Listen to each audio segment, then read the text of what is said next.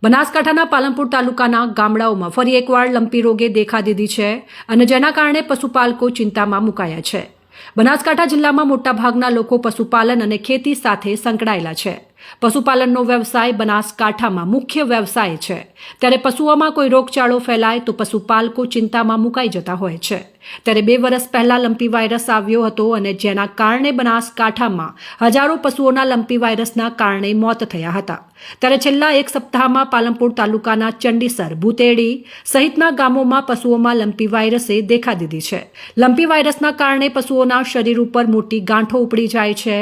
પશુઓ ખાવાનું છોડી દે છે અને જે શરીર ઉપર ગાંઠો થાય છે તે ફૂટે ત્યારે રક્તપિત્ત જેવો પશુનું શરીર થઈ જાય છે। તેના કારણે તેઓ મોતને ભેટે છે। ત્યારે આ રોગને લઈને ફરી પશુપાલકોમાં ભય ફેલાયો છે। પશુપાલકોનું કહેવું છે કે પશુપાલન વિભાગ દ્વારા તાત્કાલિક ધોરણે સર્વે કરી આ રોગને અટકાવવા માટે પગલાં ભરવામાં નહીં આવે તો આગામી સમયમાં રોગનો વધુ ફેલાવો થઈ શકે છે અને પશુપાલકોને મોટું નુકસાન વેઠવવાનો વારો આવી શકે છે। લંપીના લક્ષણો પશુમાં જોવા મળે। અમે તો પશુપાલનનો ધંધો કરીએ છીએ, સતત પશુ સાથે રહીએ છીએ।